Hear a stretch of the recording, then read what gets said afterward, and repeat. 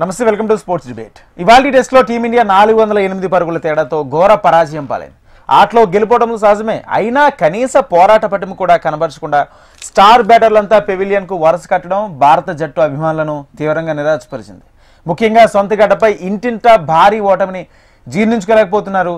ప్రపంచ test championship 2025 విజేత south Africa WTC తాజాగా సైకిల్లో భాగంగా 2 టెస్టులు ఆడేందుకు భారత్కు వచ్చింది. భారీ అంచనాల నడుమ ఇరు జట్ల మధ్య కోల్కతాలో జరిగిన తొలి టెస్టులో సౌత్ ఆఫ్రికా జట్టు 30 పరుగుల తేడాతో గెలిచింది.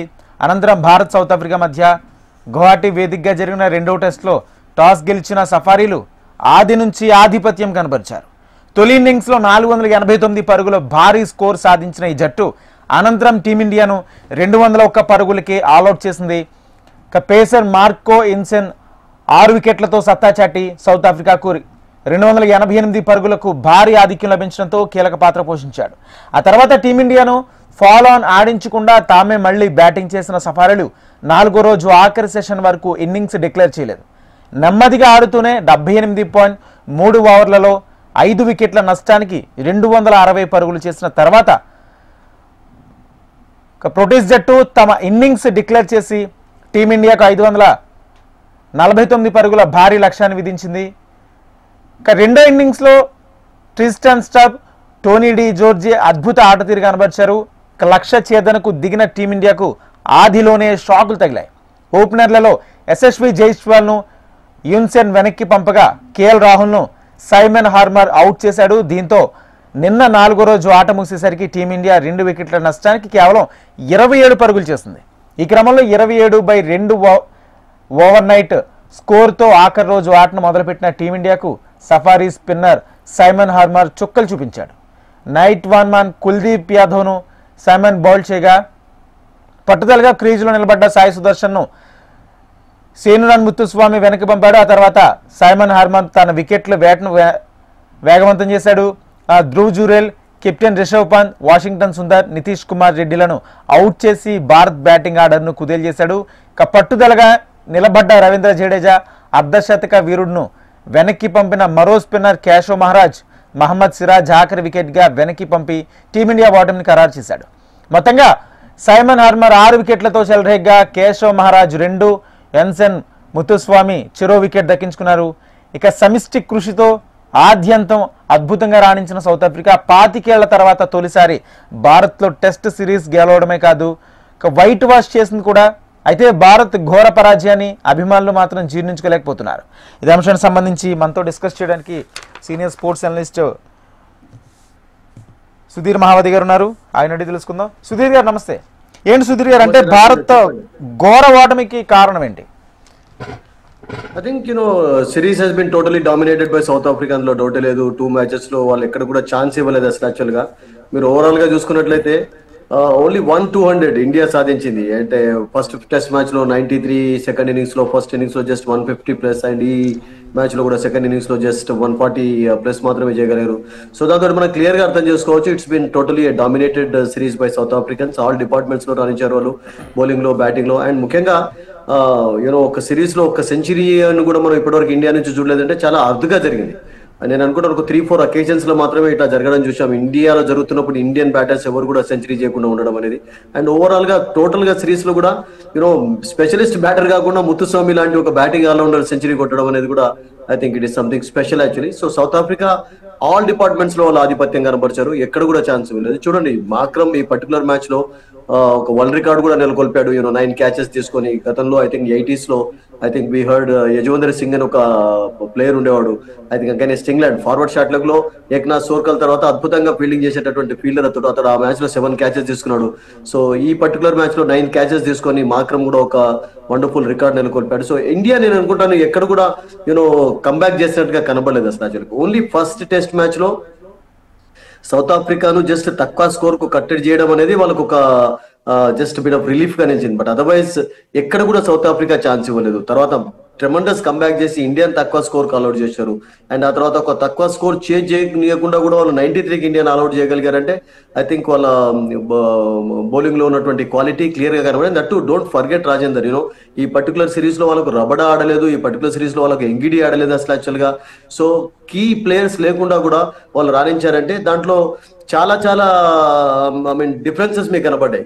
అంటే లాస్ట్ కపుల్ ఆఫ్ 4-5 సీజన్స్ లో కూడా సౌత్ ఆఫ్రికా ఏషియాలో ఆడినటువంటి ప్రతి సిరీస్ లో కూడా వాళ్ళు ఆధిపత్యం కనబరుస్తారు. 2021 వరకు 2015 నుండి మీరు చూసుకున్నట్లయితే వాళ్ళు దాదాపుగా 15 మ్యాచెస్ లో 12-13 మ్యాచెస్ ఓడిపోయినారు.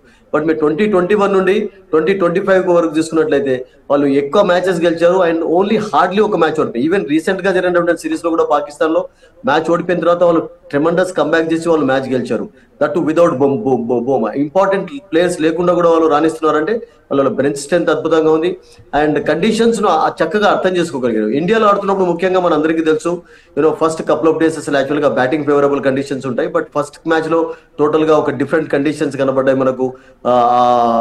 పర్టికులర్ మ్యాచ్ లోనైతే ఎక్కడ కూడా అసలు యాక్చువల్ గా బ్యాటర్స్ రాణించే ఛాన్స్ కనబడలేదు. But it wasn't A bad wicket. Total గా అందరూ అనుకున్నట్టుగా ఒక బ్యాడ్ వికెట్ కూడా కాదు.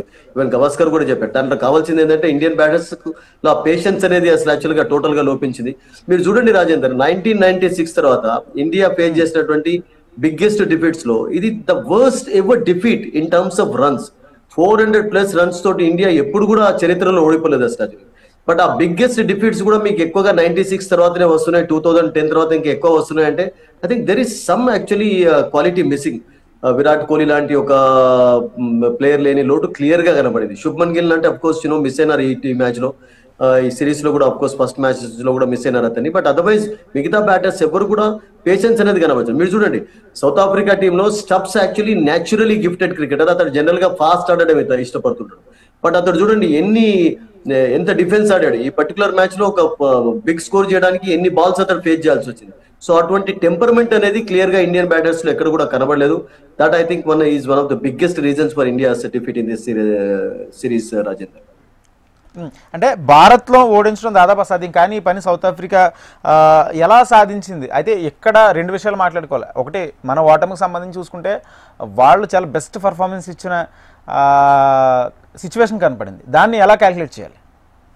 సౌత్ ఆఫ్రికా నేనేమనుకుంటానంటే మీరు చూడండి ఎప్పుడైతే ఇంగ్లాండ్ లో వాళ్ళు world test series championship Australia against గెలిచారో వాళ్ళ కాన్ఫిడెన్స్ పెరుగుతూ వస్తుంది. అంటే సౌత్ ఆఫ్రికా ఒక డిఫరెంట్ టీమ్.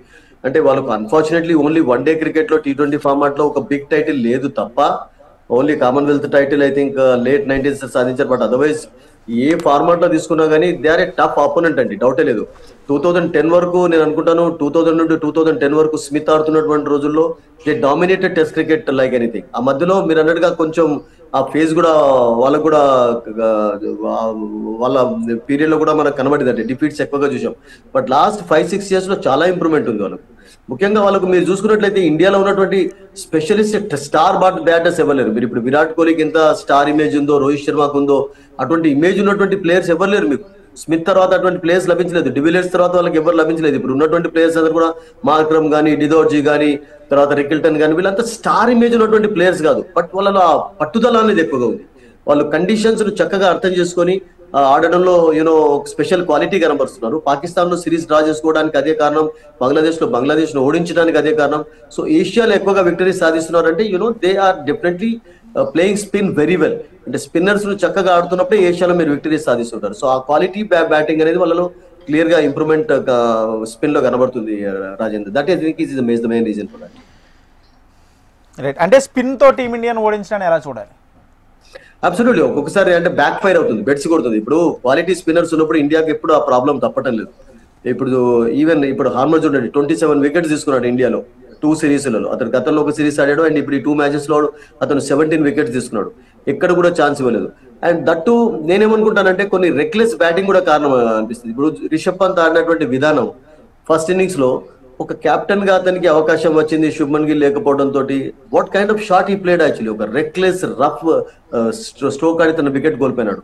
సో అక్కడ పేషెన్స్ గా ఆడి కనీసం స్ట్రైక్ రొటేట్ చేసి సింగిల్స్ తోటి ఒక పార్ట్నర్షిప్ డెవలప్ చేసేటటువంటి ఉద్దేశం ఎక్కడ ఏ బ్యాటర్స్ లో కనబడలేదు అసలు. సాయి సుదర్శన్ ఆడలేదా సెకండ్ ఇన్నింగ్స్ లో? 130+ డెలివరీస్ ఆడాడు తన 14-15 రన్స్ కు. సో ఆ వికెట్ ఏం బ్యాడ్ కాదండి. వికెట్ బ్యాడ్ అయినట్లయితే సౌత్ ఆఫ్రికన్స్ కూడా రన్స్ కొట్టేవాళ్ళు కాదు కదా. క్వాలిటీ బౌలర్స్ వాళ్ళు ఎదుర్కోలేదా? Ravindra Jadeja bowled well, Kuldeep Yadav bowled well actually. But వాళ్ళని ఎలా ఎదుర్కొన్నారు? వాళ్ళ టెంపర్మెంట్ లో డెఫినెట్లీ తేడా అనేది క్లియర్ గా కనపడింది. వాళ్ళు లూజ్ బాల్ పడ్డప్పుడు మాత్రమే పని చేశారు, ఎవ్రీ బాల్ వాళ్ళు పని చేసే ప్రయత్నం చేయలేదు వాళ్ళు. నితీష్ కుమార్ రెడ్డి ఒక మంచి అవకాశం వచ్చింది, మెల్బోర్న్ లో సెంచరీ సాధించాడు, ఇట్స్ ఓకే, ఒక హీరోగా పేరు తెచ్చుకున్నాడు ఫస్ట్ సిరీస్ లోనే. బట్ వాట్ హ్యాపెండ్, ఈ పర్టికులర్ మ్యాచ్ లో జడేజాకు సపోర్ట్ ఇచ్చేటటువంటి సమయంలో గతంలో మనం ఎన్ని చూడలేదు మ్యాచెస్, మ్యాండేటరీ ఓవర్స్ వరకు వచ్చి డ్రా అయినటువంటి మ్యాచెస్ చూడలేదా? అటువంటి మ్యాచెస్ చాలా చాలా రీసెంట్ గా కూడా ఉన్నాయి మనకు. శ్రీలంకలో ఈశాంత్ శర్మ వీళ్ళు లక్ష్మణ్కి సపోర్ట్ ఇవ్వలేదా? అండ్ జడేజా అండ్ బుమ్రా వీళ్ళు ఇద్దరు కలిసి కూడా లార్డ్స్ లో ఇండియా ఆ మ్యాచ్ ఓడిపోయినా కానీ మ్యాండేటరీ ఓవర్స్ వరకు ఆడారు అసలు యాక్చువల్ గా. సో వికెట్ కోల్పోకుండా ఉండడం అనే ఆ టెంపర్మెంట్ అనేది అసలు యాక్చువల్ గా ఇండియన్ బ్యాటర్స్ లో క్లియర్ గా కనబడలేదు. నితీష్ కుమార్ రెడ్డి వై షుడ్ ఈ ప్లే దట్ షాట్? జడేజా చక్కగా ఆడుతున్నాడు, ఒక మంచి సెటిల్ అయినటువంటి బ్యాటర్, కనీసం ఒక సపోర్ట్ అందించినట్లయితే టీ వర్క్ ఆడేవాళ్ళు, లంచ్ వర్క్ ఆడేవాళ్ళు, ఆ తర్వాత మరొక సెషన్ లో మరికొన్ని ఓవర్స్ ఆడినట్లయితే బౌలర్స్ పైన కూడా ప్రెషర్ ఉండేది. వికెట్ పైన మీకు ఏం డెమాన్స్ ఏం కనబడలేదు. Wicket was playing very well actually. Bat పైన చక్కగా బాల్ వస్తుంది అసలు యాక్చువల్ గా. మీకు ఎక్స్ట్రాడినరీ వివిడ్ టర్న్ కూడా లేదు అసలు యాక్చువల్ గా. సో అటువంటి వికెట్ పైన పేషెన్స్ కనబరచకుండా, టెంపర్మెంట్ లేకుండా why should they go for rough reckless strokes ఎందుకు వెళ్ళాలి అసలు యాక్చువల్ గా? సో అది మెయిన్ కారణం అండి. మీకు టెస్ట్ క్రికెట్ లో మీకు రన్స్ స్కోర్ చేయాలి అంటే టెంపర్మెంట్ అనేది చాలా చాలా ఇంపార్టెంట్. ఆ టెంపర్మెంట్ అనేది ఏ బాల్ కు స్ట్రోక్ ఆడాలి అనేది దాంట్లో డెఫినెట్లీ బ్యాటర్స్ క్వాలిటీ కనబరచాలి. సో విరాట్ కోహ్లీ అన్ని సెంచరీలు చేయగలిగారు, టెండూల్కర్ చేయగలిగారు అంటే వాళ్ళు వస్తున్న రన్స్ స్కోర్ కు వెళ్ళలేదు వాళ్ళు. They stayed at the wicket, they waited for the loose balls actually, and then they scored runs actually. It's not a one day cricket, it's not a test cricket. So ఇలా test matches continue గా వీళ్ళు performance వీళ్ళు చేస్తున్నట్లయితే test matches నేను అనుకుంటాను ఏదైతే idea వాళ్ళు ఆలోచిస్తున్నారో 5 days నుంచి 4 matches 4 days కు, లేకుంటే 4 నుంచి 3 days కుదించే ఛాన్స్ కూడా కనబడుతుంది. ఎందుకంటే రీసెంట్ గా జరిగినటువంటి ఫస్ట్ మ్యాచ్ లో కూడా యాషెస్ సిరీస్ లో ఇంగ్లాండ్ ఆస్ట్రేలియా మ్యాచ్ 2 రోజుల్లో ఖతం అయిపోయింది. 1921 తర్వాత, అంటే 100 సంవత్సరాల తర్వాత అలా జరగడం చూసాం. ఇంగ్లాండ్ వర్సెస్ ఆస్ట్రేలియా మ్యాచ్ 2 రోజుల్లో కంప్లీట్ కావడం. సో పేషెన్స్ అనేది కోల్పోతున్నారండి. టెస్ట్ క్రికెట్ డ్రా కావాలి. మీకు ఒకటేంటంటే రాజేందర్ ఎప్పుడు గుర్తుంచుకోండి, ప్రతి మ్యాచ్ లో మీరు విక్టరీ సాధించలేరు, బట్ కొన్ని మ్యాచెస్ మీరు డ్రా చేసుకున్నట్లయితే కూడా అదొక గొప్ప విక్టరీ అవుతుంది. ఈ రోజు మ్యాచ్ డ్రా చేసుకునే ఛాన్స్ ఇండియాకు క్లియర్ గా ఉండేది. ఒకవేళ డ్రా అయినా కానీ ఒక గొప్ప విక్టరీ. ప్రతి మ్యాచ్ లో మీరు విజయం సాధించి మీరు 500 చేజ్ చేయాలి అంటే ఒక రోజులో సాధ్యం కాదు. బట్ ఆ 500 చేజ్ చేయకునే మీకు అవకాశం లేనప్పుడు stay at the wicket, play defence. So మీకు ఎప్పుడైతే ఛాన్స్ లేదో విక్టరీకి, మీ డిఫెన్స్ ఆడండి, పేషెన్స్ కనబరచండి. ఆ పేషెన్స్ అనేది టోటల్ గా జీరో లోపించింది టోటల్ గా ఇండియన్ బ్యాటర్స్ లో ఈ పర్టికులర్ సిరీస్ లో. అంటే టీమిండియా ఒకవేళ గట్టి పోటీ ఇచ్చి ఓటమి, గెలిపోవడం పక్కన పెడితే గెలిపోవడం సర్వసాధారణం. ఒకవేళ గట్టి పోటీ ఇచ్చి ఓడిపోయిందంటే ఒక విషయం, కానీ ఇక్కడ టీమిండియా ఎంత బలహీనంగా మారడానికి కారణాలు ఏంటి? బలహీనంగా మారడానికి కారణం ఆఫ్ కోర్స్ ఇంపార్టెంట్ థింగ్ ఏంటంటే బ్యాటింగ్ ఆర్డర్ చేంజ్ చేయడం అనేది కూడా. Gautam Gambhir actually is not doing a good job. మీరు వాషింగ్టన్ సుందర్ ను సిరీస్ స్టార్ట్ కాక ముందు కూడా వాళ్ళు టాప్ ఆర్డర్లో ఆడతాం అనుకున్నారు. టాప్ ఆర్డర్లో ఆడినప్పుడు అద్భుతంగా ఆడాడు. అండ్ ఐ థింక్ నేను అనుకున్నాను ఒక 2 మాత్రమే 50 స్కోర్ చేయగలిగారు. Washington Sundar is one of the batters, and Washington Sundar కూడా చేయలేదు, ఇవి జైస్వాల్ ఒకటే చేశాడు. సో టాప్ ఆర్డర్ లో ఆడుతున్నప్పుడు వాషింగ్టన్ సుందర్ ఒక డిఫరెంట్ బ్యాటర్ గా కనబడ్డాడు. సో అతన్ని మీరు 1వ డౌన్ నుండి 8వ డౌన్ వరకు మీరు ప్రతిసారి చేంజ్ చేస్తుంటే అతనికి ఒక సెటిల్ అయ్యేటటువంటి ఒక సిచ్యువేషన్ ఏర్పడతలేదు. సో అలా టూ మెనీ చేంజెస్ చేయడం కూడా ఒక కారణంగా మారుతుంది. అండ్ జైస్వాల్ యొక్క వీక్నెస్ క్లియర్ గా ఎక్స్పోజ్ అవుతుంది. జైస్వాల్ రియల్ గా సౌత్ ఆఫ్రికాలో ఆడినప్పుడు కూడా సౌత్ ఆఫ్రికా అగైనెస్ట్ ఇప్పటి వరకు చక్కగా ఆడలేదు. అంటే షార్ట్ రైజింగ్ బాల్స్ చక్కగా అతను ఆడలేస్తలేడు అసలు. సో ఓన్లీ డొసైల్ వికెట్స్ పైన, బ్యాటింగ్ ప్యారడైజెస్ పైన రన్స్ స్కోర్ చేస్తున్నారు తప్పితే, బట్ ఎప్పుడైతే బాల్ మీకు మూవ్ అవుతుందో